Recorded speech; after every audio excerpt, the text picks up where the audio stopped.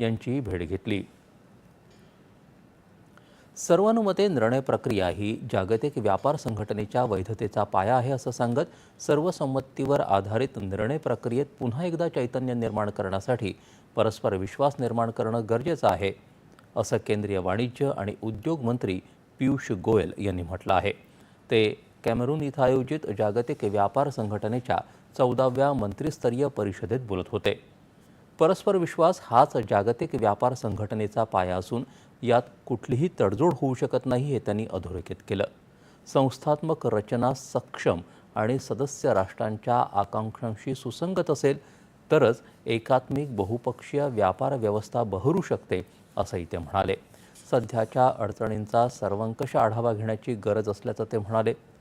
वाद निवारण प्रणाली प्रभावी नसल्यास नियमांची अंमलबजावणी कमी होते आणि लहान अर्थव्यवस्थांना जास्त तोटा होतो असं ते म्हणाले।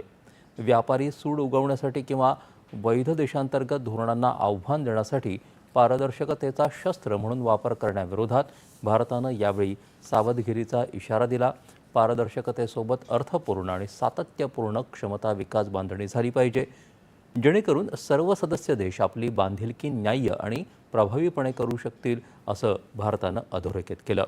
या परिषदेदरम्यान गोयल यांनी अमेरिकेचे व्यापार प्रतिनिधी, दक्षिण कोरिया आणि न्यूझीलंडचे व्यापार मंत्री तसंच स्वित्झर्लंडच्या राज्य सचिवांची भेट घेतली।